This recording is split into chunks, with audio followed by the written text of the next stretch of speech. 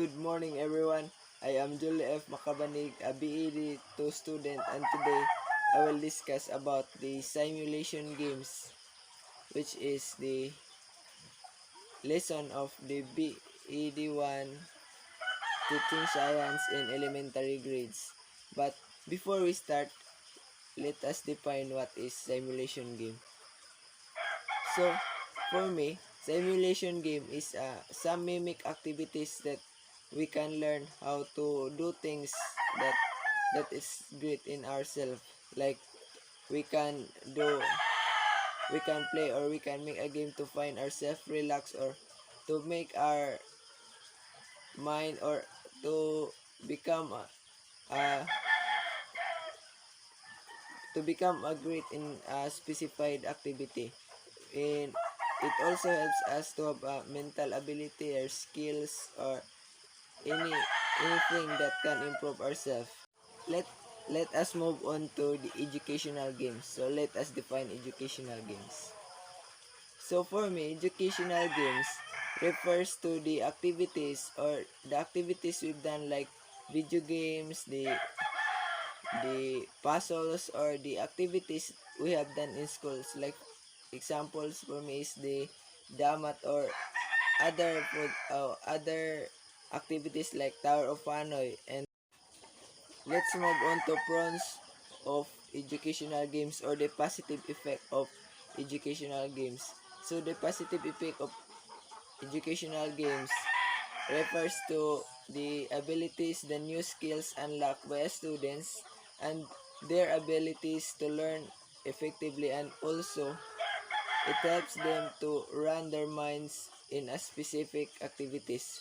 So positive skills or the positive activity helps students or learners motivated through those games and through many activities. So let us now move on to the negative effects of educational games. So educational games have also a positive and also have a negative effects. So the negative effect of educational games is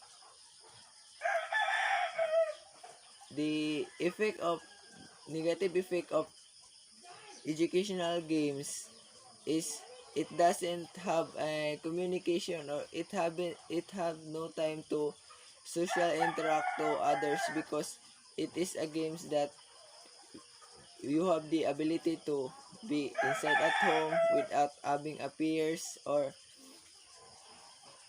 you have many time or you have a time to be alone because of you can enjoy a game. So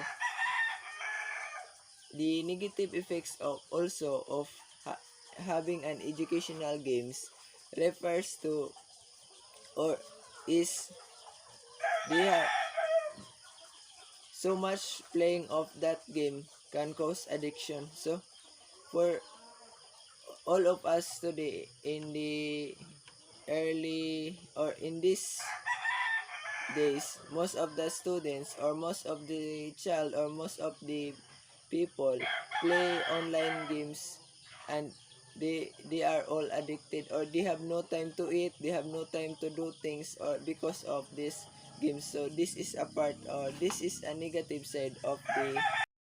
Now move on to the 5 ways of building blocks for game-based learning. So first is define goals.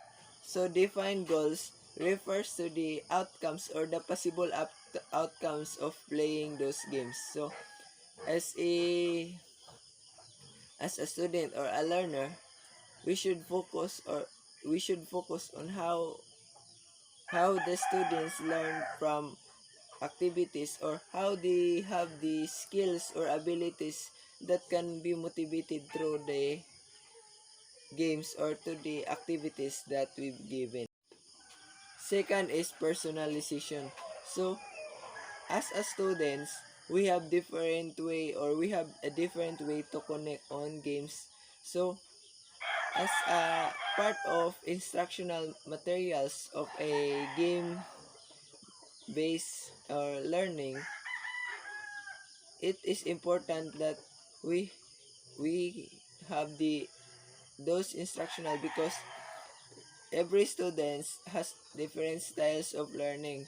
So we should develop some skills or some materials that can motivate by seeing the individual's differences or the individual's ability, because we did not learn, or every one of us did not learn the same way. Third is gradual progression.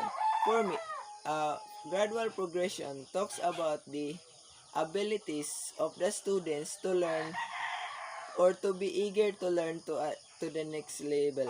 So example is, if a students, or if a teacher gives games or activities that a students wants to, or the students reacts, or the student recognizes those games, because if they relax or they feel happy of that game, they have a chance to have a second activities because they enjoy on the first activity. So example is, when you have a module 1, so you have to interact others, or you have to interact learners, because if you can interact learners, they have a possibility that in the next module they have no time, or they have no they will know, or they will give no attention as well.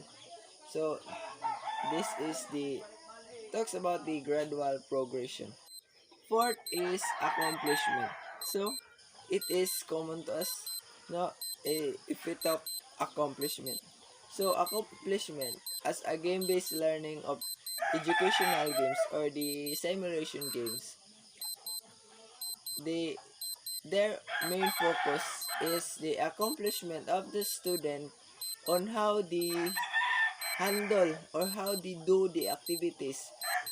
After doing activities, they could learn, or they are having the ability to skills to be fun on that game or then activities, or they have any ideas on that activities. So accomplishment, example example of us as a students, we learn in a hard way, or we struggle a lot, but after this, or after not giving up of the difficult times, so we have a chance to reach our goals, and we find it as an accomplish, or the accomplishment of what we've done through many hard days. The last is illustrated progress. In this time, or in this kind of game-based 5 ways of building blocks for game-based learning, illustrating progress talks about the scores or the points undertaken on doing the game. So if a students learn in a nice way, or if a students unlock new abilities and skills, they have a chance to go to the next level.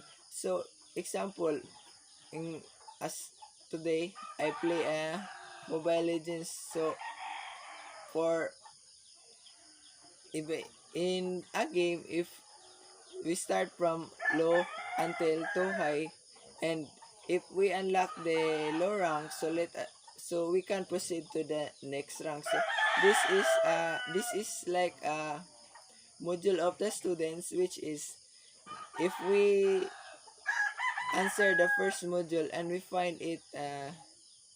find some good abilities or good learning skills that we have to focus to learn on, because we can have an idea or the activities that can enhance our brain, our physical, or our social, and also spiritually. So that's all for today about it is all about simulation games. So thank you for watching, and God bless everyone.